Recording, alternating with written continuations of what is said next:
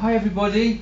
So I think you've heard mostly quite grand scale overviews of what's been going on. I'm going to bring you way down to the ground because I'm going to take you back to the village in Rasuwa District that Austin was just talking about, a bit further south, Langtang. In the old days, when I first went up to Langtang, it would have been 3 days walk beyond where I'm going to talk about now. And this is the village where I've been based doing my field work for over 25 years, and that my film called The Way of the Road was made about. There we go.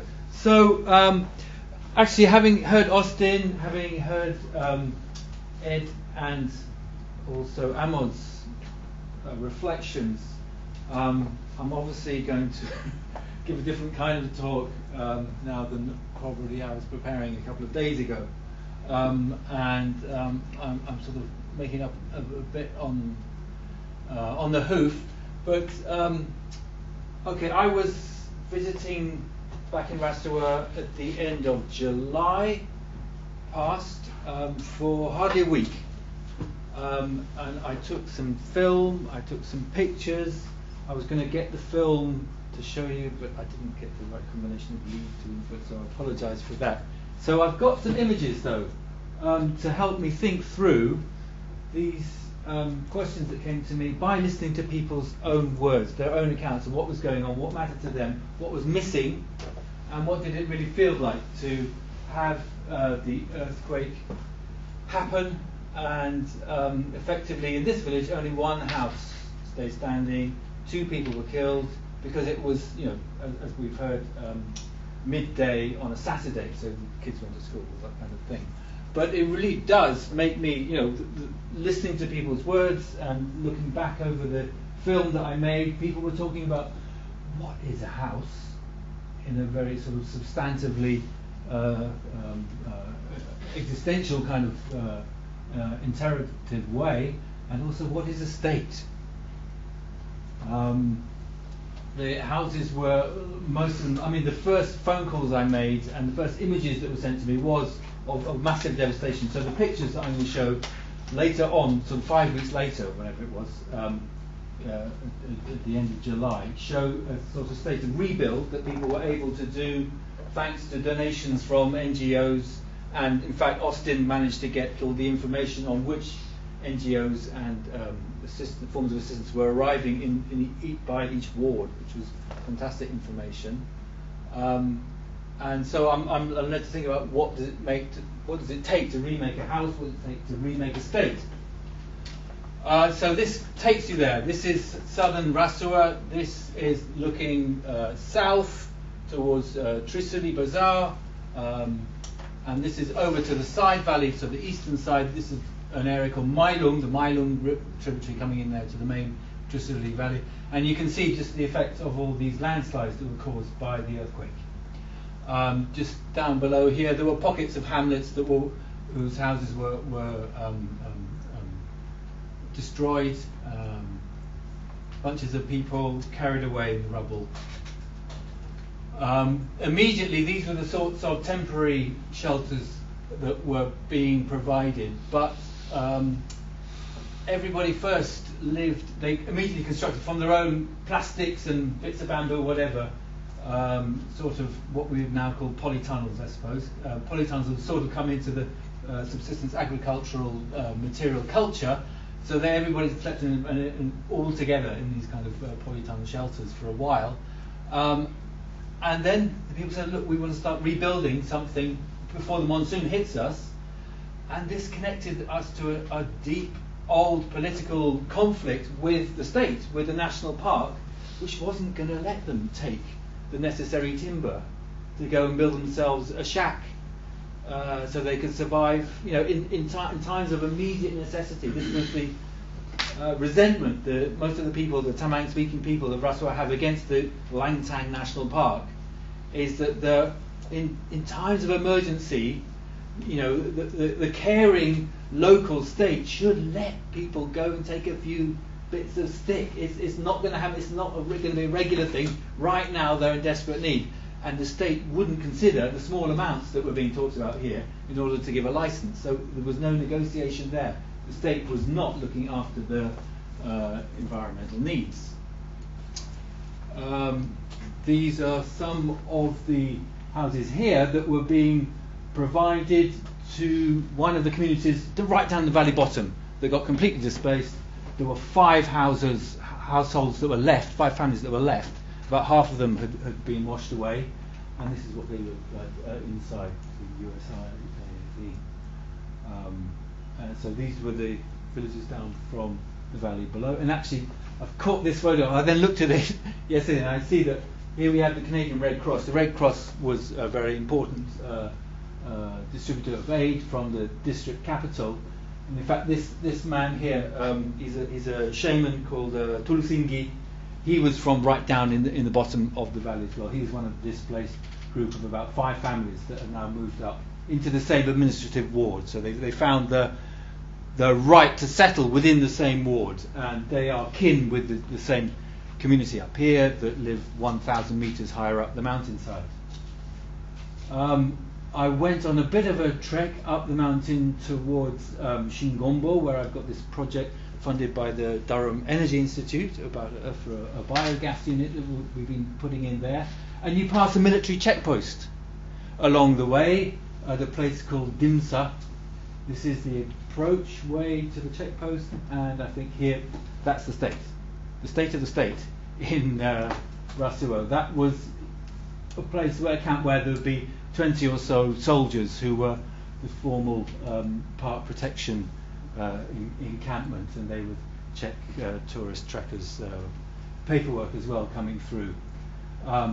This was utterly shocking to see, to witness, and there was no even temporary presence of the state here now. They had all went away.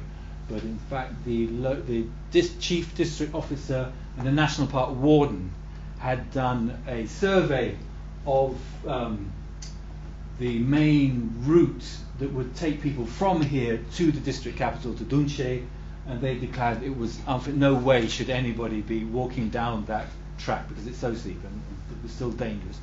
There were just below here there were whole bits that were just hanging off, ready to fall again. So a new route was being proposed by so the chief district officer, this is the state, and the national park main warden had suggested another route to get up here, and this goes on to the holy pilgrimage lake of Gozakunda, when in the summertime, in full moon of August, you get 5,000 plus Hindu pilgrims coming up to change the sacred threads at that time. I took this photo. It says please don't take any picture, but I deemed that that message was meant for the pre-earthquake realities. Here I am meeting with the Red Cross, Babulal, he is in Dunche Red Cross, and here's the old Lama, 93 years old, Buddhist Lama from Dunche, who spoke to me about the previous earthquake, in 1934. And he remembered it wasn't as bad as this one that's just happened, and only 3 houses in the old town of Dunche had collapsed then.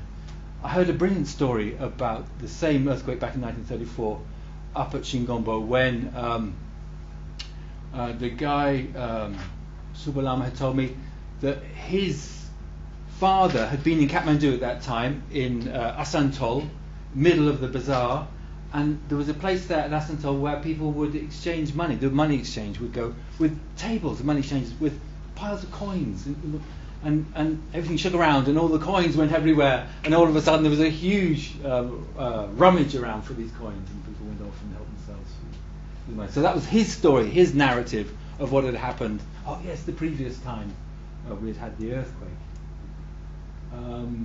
So getting that in the village where I've been based most of doing my field work, the house of the gods had also collapsed. So what is the house? The house of people, made of, just as Austin was saying, very poor material, just basically mud and stones for the most part. So it had just sort of gone up in dust. People spoke about dust being everywhere, and it was the case that the gombo, the Buddhist temple here, had mostly collapsed, but they had built just a slightly stronger bit of roofing above where the main gods was situated. This temple was only built, though, in the mid-1990s. And at the time, I remember, if I got the, at the time, some of the money for the temple building in the mid-90s had come from state support, but even people in Dunche, in the local district, said, why do these people need a temple? They don't even live in houses themselves. Meaning that this village was so poor that in fact they didn't occupy their houses for most of the time. They were living with their animals, doing the transhuman agropastoralism at the time. Now, should we just see if that doesn't work? If we click that, will it come alive? No, it won't. Okay. Let's check. There was a little, just few seconds of moving.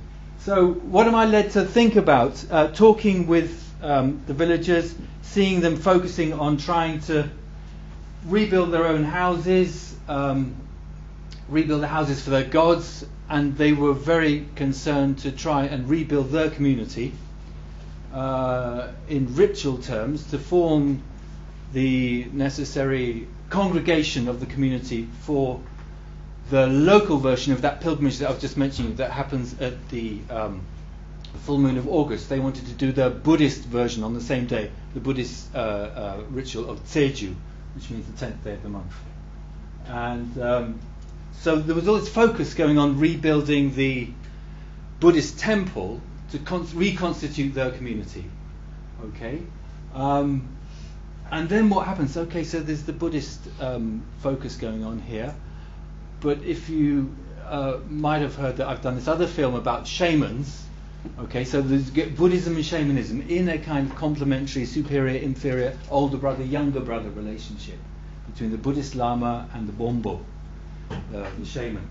And as there I was, by the temple, watching this work of reconstruct, clearing away, looking over the condition of the statues of the gods, and sort of delicately brushing off the dust and sort of thinking about how we're going to repair them and which of our young lamas was going to do the work and that kind of thing.